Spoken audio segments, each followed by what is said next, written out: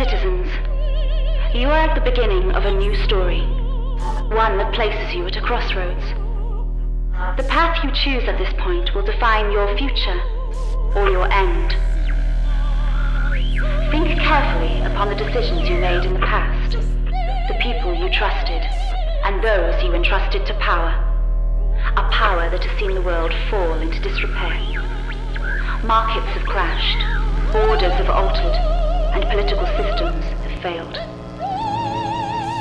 A new dawn has arrived, one that brings new horizons and unity for all. We bring you a new rule, a new order, a new state.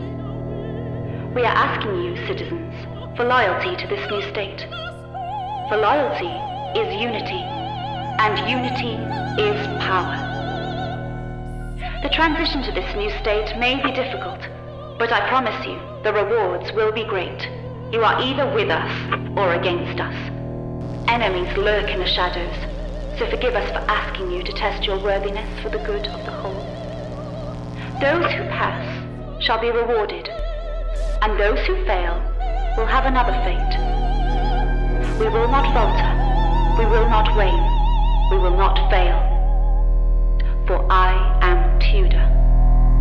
Are you?